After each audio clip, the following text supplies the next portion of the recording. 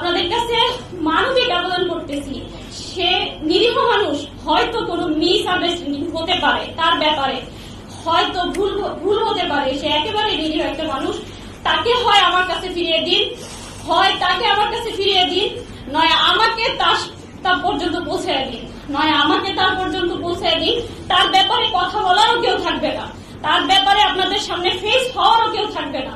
আমাকে তার পর্যন্ত অ্যাটলিস্ট পৌঁছে দিন।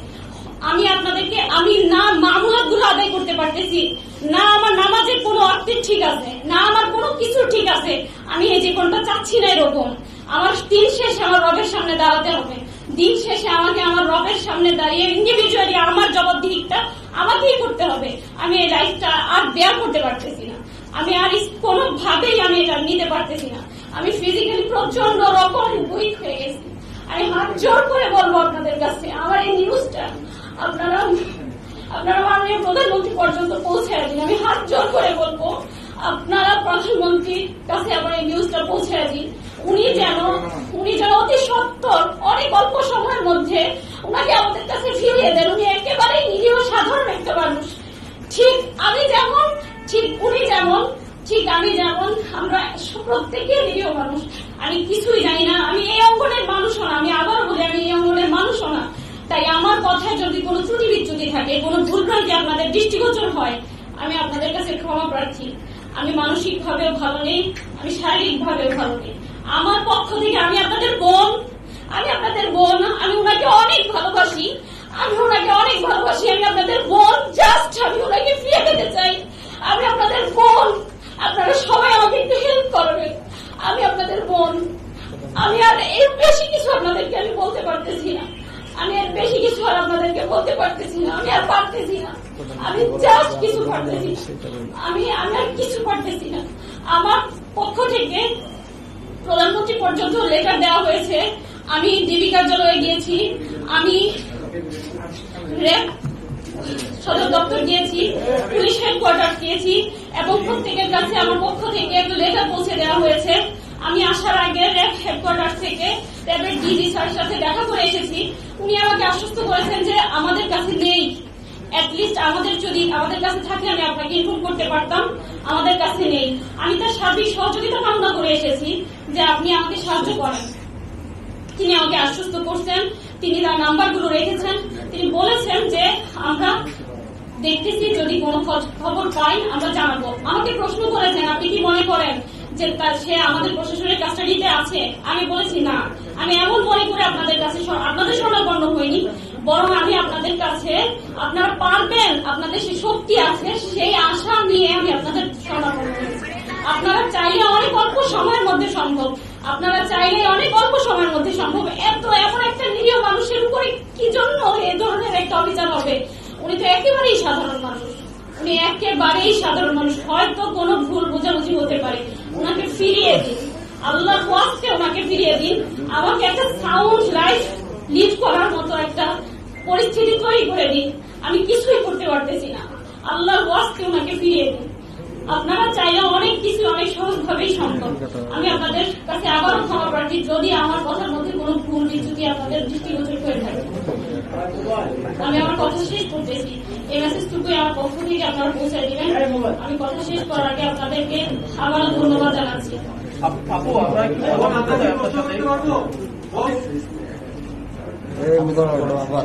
আচ্ছা, আপনারা অবশ্য অবগত আছেন যে আফজাল মোহাম্মদ আদনানের সাথে আরো 3 জন একসাথে নিখোঁজ হয়েছে। আমি তাদের ফ্যামিলির সাথে যোগাযোগ করতে চেষ্টা করেছি।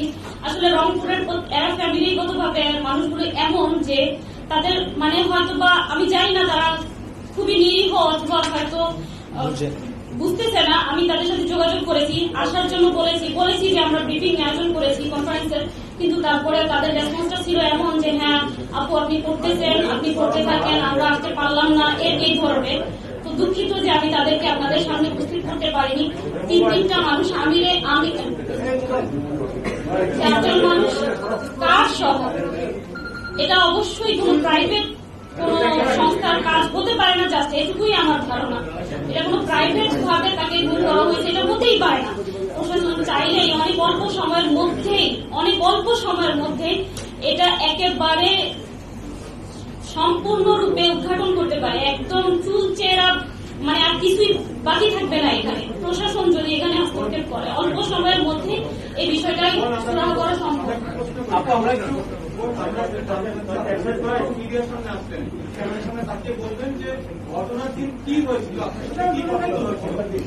ঘটনার দিন আমি ডিটেলস বলতেছি।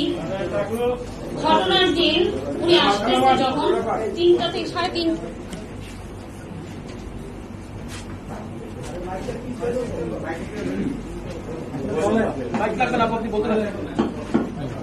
উনি 3:30টায় কি 3টা কি 3:30 আনুমানিক, আমি এক্সাক্ট টাইমটা বলতে পারছি না, তখন উনি বের হয়, রওনা করেন তার বগুড়া একটা প্রোগ্রামের উদ্দেশ্যে। বগুড়া একটা প্রোগ্রামের উদ্দেশ্যে রওনা করে, সাথে ফিরোজ ভাই এবং মুহিত ভাই নামে 2 ব্যক্তি তার সাথে ছিল সফরসঙ্গী হিসেবে। আর যার তার নাম হচ্ছে আমির, সে নিজেই ড্রাইভ করতেছিল। এই 4 জন বগুড়ার প্রোগ্রামের উদ্দেশ্যে রওনা করে। উদ্দেশ্য ছিল প্রোগ্রাম শেষ করে ঢাকা ফিরবে, ঢাকা আমার কাছে উনি আসবেন। কিন্তু 4টার দিকেই, আমি টাইম এক্স্যাক্টলি আপনাদের বলতে পারবো যদি ফোনটা চেক করি, 4টার কি তার কিছু পরেই উনি আমাকে কল করে বলতেছে, আমি আর কি তাকে কল করে আস্ক করতে চেয়েছি যে কি খাবার, কি রান্না করবো আর কি। সেজন্য উনি খুবই ফেড আপ হয়, খুব রেগে যায় আমার উপরে, যে কিভাবে আছি, কেমন আছি, এই প্রশ্নটা না করে কিভাবে কি খাবো এই প্রশ্ন করতেছো। তখন সে বলতেছে যে আমি আমার পেছনে 2টা বাইক আমাকে ফলো করতেছে, আমার মনে হচ্ছে যে আমাকে 2টা বাইক ফলো করতেছে। তখন আমাকে বললো জাস্ট আমার জন্য দোয়া করো, আমি যেন নিরাপদে বাসায় পৌঁছতে পারি। তখন আমি ওনার উনি খুব রেগে যাওয়ার কারণে আমি আর কোনো প্রশ্ন করিনি, আমি রেখে দিলাম। দেন কিছুক্ষণ পরে উনি নিজেই আমাকে আবার কল করে বলছে যে ঠিক আছে রান্না করো, আমরা 4 জন আসতেছি। হ্যাঁ আলহামদুলিল্লাহ, এখন আর বাইকগুলো দেখা যাচ্ছে না। কিছুক্ষণ বলতে তাও প্রায় 20 থেকে 25 কি আধা ঘন্টা পরে আর কি আমাকে আবার বলতেছে যে এখন আর ওই বাইকগুলো দেখা যাচ্ছে না। তারপর এ পর্যন্ত মাঝখানে পথে ওনার সাথে আমার অসংখ্যবার কথা হয়, কতটুকু এলা কি আর কতটুকু এলা আস্ক করলেই এটা উনি সবসময় ওনার একটা অভ্যাস, উনি আমাকে একটা ম্যাপ স্ক্রিনশট দিয়ে পাঠায় দেয় হোয়াটসঅ্যাপে।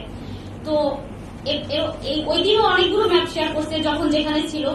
লাস্ট আমি যখন ওনাকে কল করি 2টার দিকে, মেবি উনি কারে ঘুমিয়ে পড়েছে, এজন্য আমার কলগুলো রিসিভ করতে পারে। লাস্ট কলগুলো শুধু হয়তো ঘুম ভাঙছে পরে উনি আমাকে একটা ম্যাপ শেয়ার করে।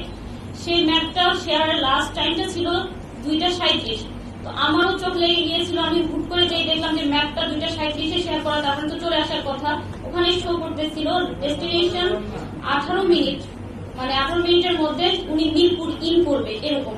তো আমার যখন চোখ খুলে আমি দেখতেছি প্রায় 2:45, তারপর তাড়াতাড়ি চলে আসবে, আমি খাবারগুলো রেডি করবো। আমি হুড়মুড়িয়ে উঠি, উঠার পরে আমি ওয়েট করতেছি, হতে পারে কোনো কারণে লেট হইতে পারে। আমি 3:30 প্রায় 4টা অব্দি ওয়েট করে আবারও কল করি, 3টার দিকে কল করি ওনার ফোনে, 3টা কি তার একটু পরে। তখন থেকে ফোনটা সুইচ অফ পাই। তারপরে আমি কিছু মনে করি হতে পারে তার ফোনে চার্জ নেই।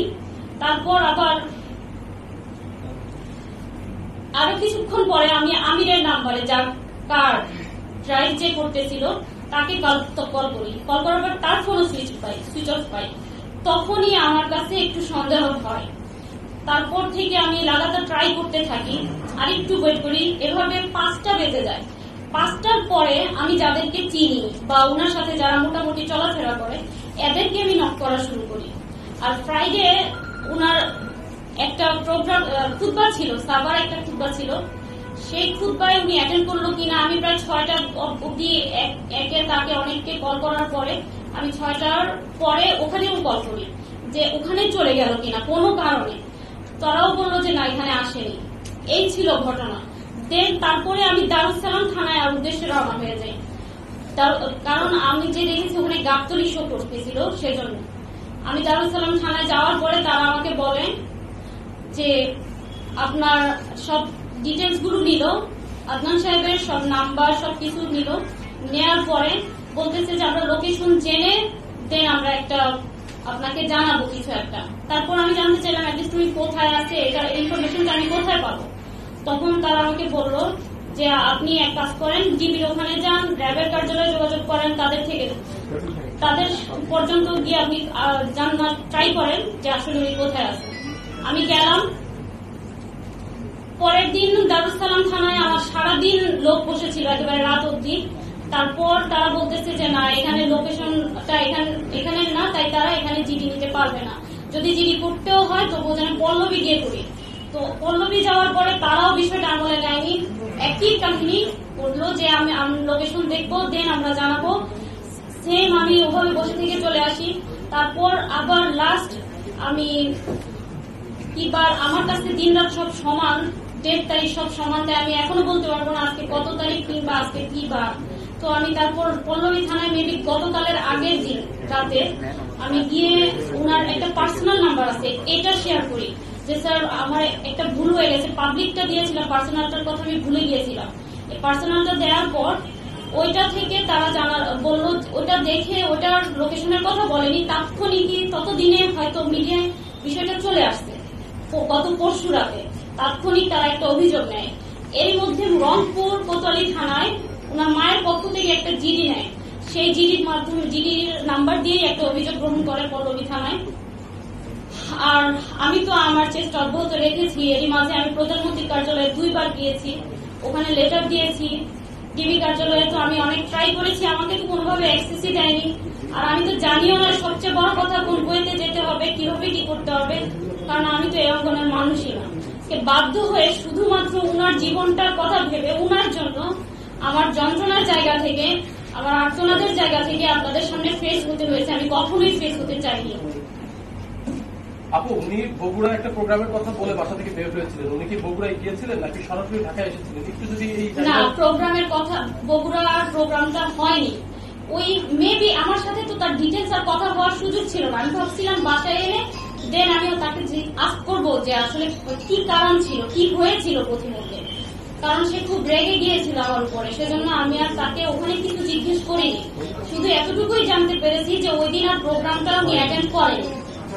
আপনার কি মনে হচ্ছে আসলে কারা দিতে পারে? কাদের বলছিলেন যে উনি কোন রাজনৈতিক দলের আশ্রয়কর্তায় কখনো ছিল না এবং কোন বক্তব্য কখনো কোথাও দেয়নি, কিন্তু আপনার ভাষ্য অনুযায়ী তার সাথে যখন আপনার কথা হয়েছে তখন তিনি এক পর্যায়ে বলেছেন যে নতুন গাইড তার গাড়ি ফলো করেছে। এই ধরনের কথা বা নেভার, না, এই ধরনের কোন সিচুয়েশনের সম্মুখীন আমি কখনোই হইনি, কখনো উনি বলেও নি, কখনো উনি বলেন। তবে উনি এমনিতে যখন এগুলো নিয়ে কথাবার্তা বলতো, মসজিদে খুতবা বা লেকচারে যেত, মাঝে মাঝে বিচ্ছিন্ন কিছু ঝামেলার সম্মুখীন উনি হতো। সেজন্য হয়তো উনি এই যে বিষয়গুলো দেখা যায় ওনার লেকচারে উনি তুলে ধরেছে যে দেখা ইসলামের কথাগুলো বললে বা হক বিষয়গুলো যদি জি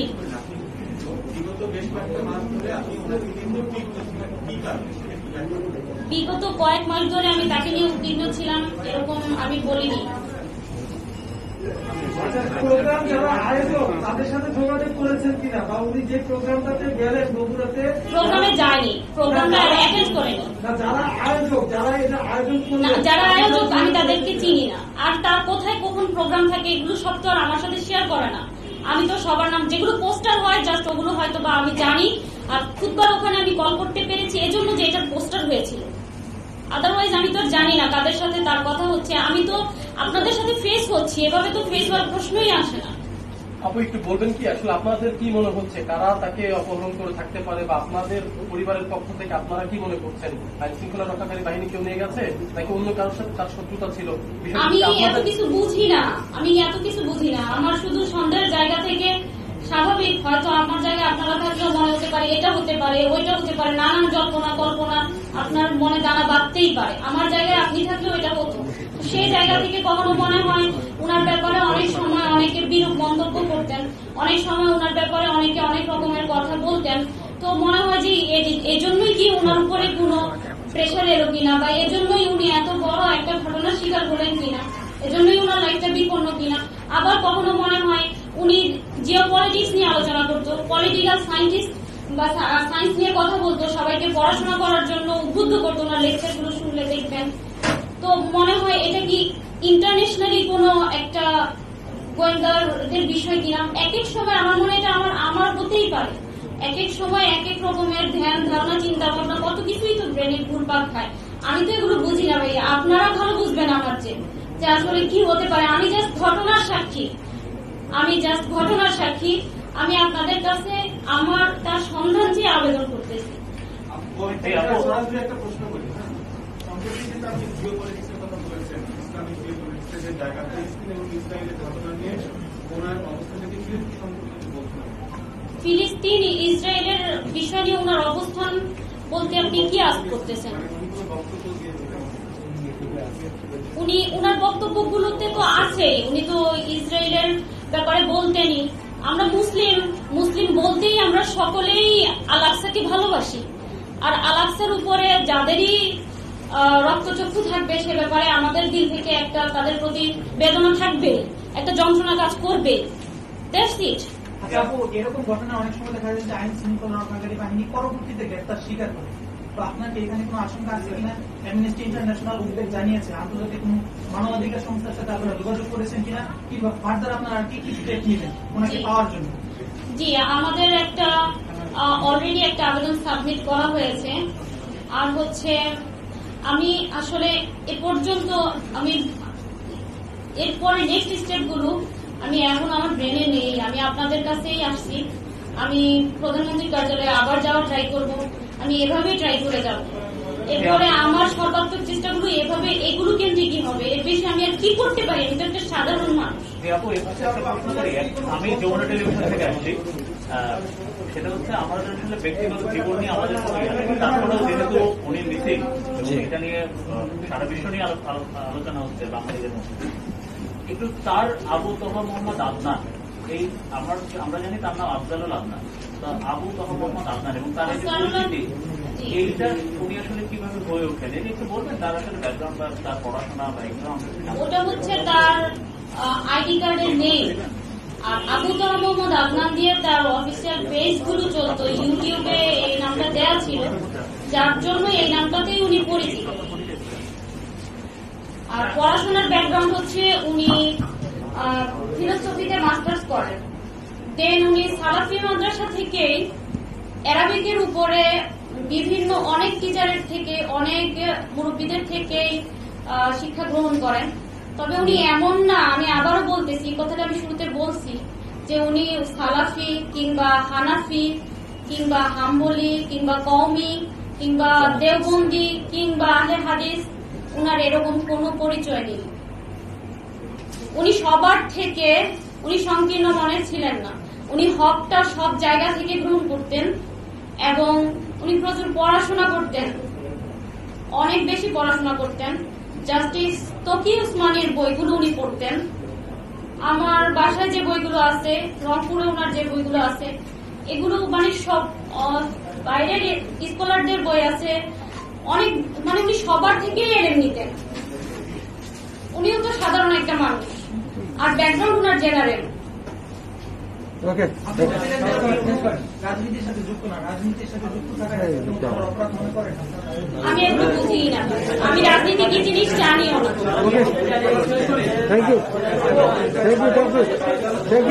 আইনজীবীর কোনো বক্তব্য আছে? আপনারা কি এটা উচ্চ আদালতে কোনো ধরনের বক্তব্য যাবেন?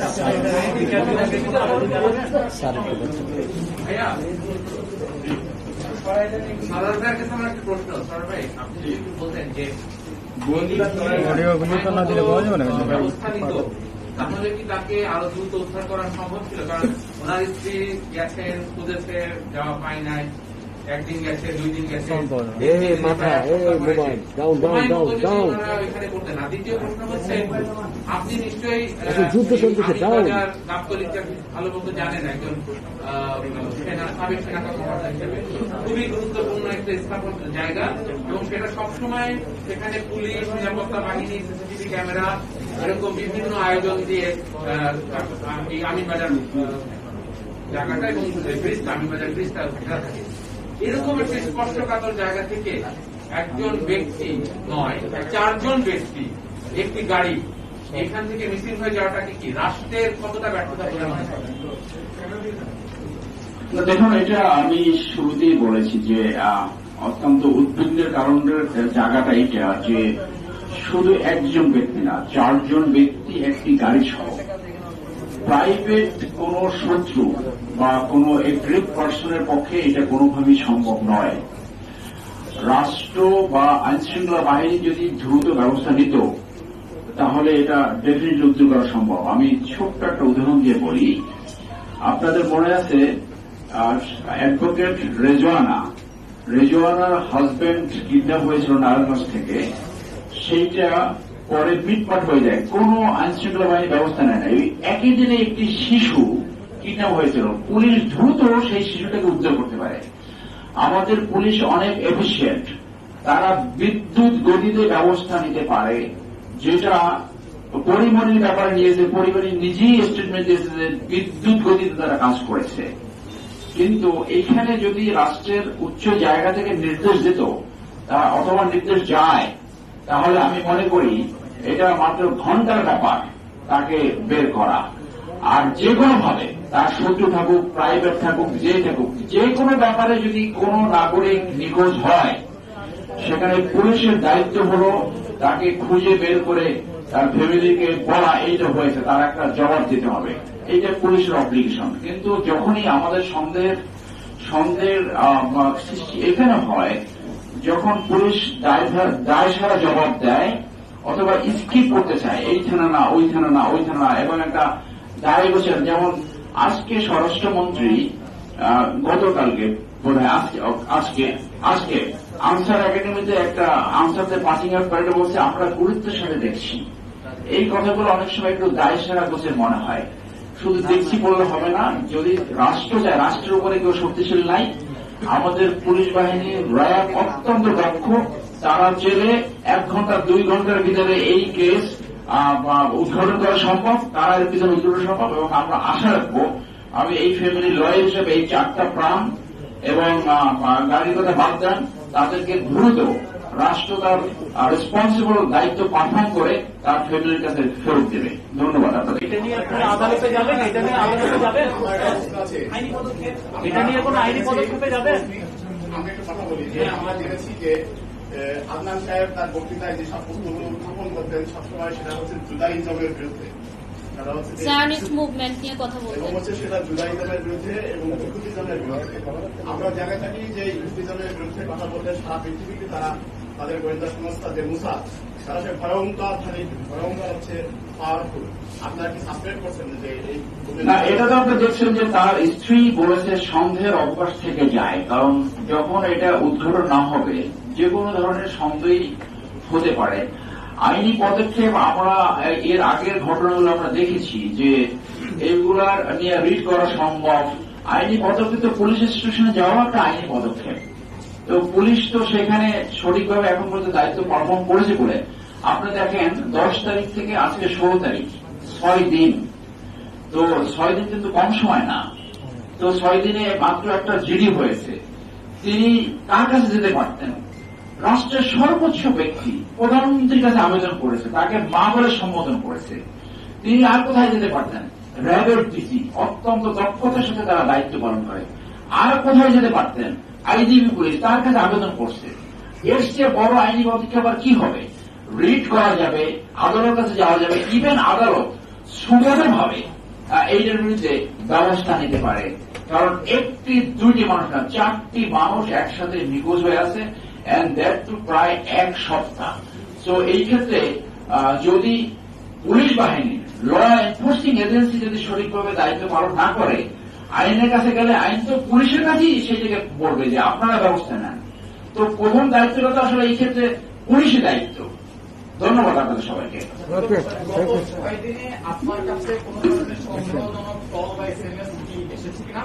আর আপনি সবশেষ ওই দিন মানে বৃহস্পতিবার রাত 2:37 যে লোকেশনটি পেয়েছেন সেটা যে কেউ শেয়ার করতে পারে, আমি তারপর নিয়ে আমি করতে পারি। তার সাথে আপনার স্বামীর সাথে আপনার সবশেষ ভয়েস কল আমার দেখতে হবে 1টা বাজে হবে, 1টায় হবে। স্বরাষ্ট্রমন্ত্রী আজকে জানিয়েছেন যে আইনশৃঙ্খলার সময় সেক্ষেত্রে আপনাদেরকে কি পারিবারিকভাবে কোনো কিছু জানানো হয়েছে? না, কিছুই জানানো হয়নি। বা আপনারা কাদের সাথে যোগাযোগ করছেন? সরাসরি জাস্ট একটা তদন্ত পুলিশ আছে, মেবি মানে ডিউটি অফিসার SI, উনাকে আমি কল করি, জাস্ট এটুকুই, না এর বেশি কিছুই না। আমি শুধু সর্বশেষ আমার প্রিয় ইলেকট্রনিক অ্যান্ড প্রিন্ট মিডিয়ার ভাই বোনদের, সাংবাদিক ভাই বোনদের বলবো, ন্যায় বিচার পাওয়া অনেক কঠিন। আপনারা যেখানে সরব থেকেছেন সেইখানে ন্যায় বিচার নিশ্চিত হয়েছে, ভিকটিম রিমিডি পেয়েছে। উদাহরণস্বরূপ নারায়ণগঞ্জের 7 মার্ডার। আপনাদের কোঅ্যাকশন, আপনাদের প্রচেষ্টা এই সাবিকুন্নাহার যে আজকে সংবাদ তার বড় ধরনের উপকার হতে পারে, তার প্রিয়জনকে তারা খুঁজে পেতে পারে। এবং এখানে আপনারা চতুর্থ স্তম্ভ রাষ্ট্রের আপনারা আজকে সবাই হাজির হয়েছেন, সবাইকে অশেষ ধন্যবাদ। আপনারাই পারেন এই বিচারে তার প্রিয়জনকে ফেরত পেতে বড় ধরনের ভূমিকা রাখতে। Thank you.